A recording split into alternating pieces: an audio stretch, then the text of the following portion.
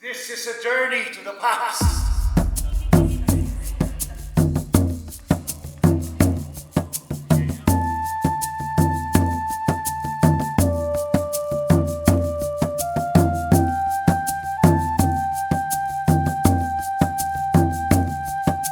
I really love because I also read the book from which it was derived. So Tree by F. Sunil Jose.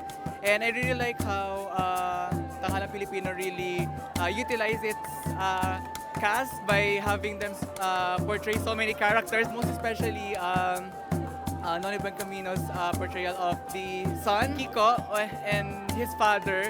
So sometimes you really get immersed from his childhood persona, then suddenly he transforms into a menacing man. I hope that more people can watch this and appreciate classics from our national artist for literature. Nakakatuwa at ang galing ng ang galing ng cast, ang ensemble cast. Ang husay nila mag-take on ng iba't ibang mga role. Pati ang set, nagulat din ako, bago din yun. Pag ganoon ka-versatile yung stage eh. So in terms ng production, mabilis. Thank you. Congratulations sa lahat. Ang ensemble, tsaka yung production at kayong staff. Gusto ko lang sabihin na sobrang importante ikwento tong kwentong to dahil very timely at kailangan mas mabigyan ng pansin ang mga problemang paulit-ulit na lang pinoproblema. Wow.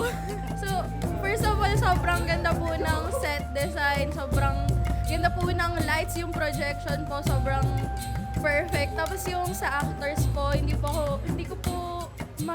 ako makapaniwala na like sobrang natural po ng acting ng iba, and then yung changes po sa characters nila sobrang smooth. Kung gaano siya ka-complex, kung kaano siya pumunta dun sa history dun ng mga characters, and how it indulged to create one person sa buhay niya. Alam naman natin personally, ang iba't ibang mga tao, ang daming nandadaanan mga experiences, and doon natin nakikita kung gaano yung mga challenges nagmo-mold into a one. I think the way that they portrayed it is sobrang raw, na makikita talaga yung mga experiences ng mga tao na kahit yung maliit na mga words na tumatatak sa utak ng tao, sobrang mahalaga siya sa isang tao. Hello po everyone! Iimbitahan po namin kayo na manood ng Balete until October 6 po. So, ano pa hinihintay nyo? Dating ka na!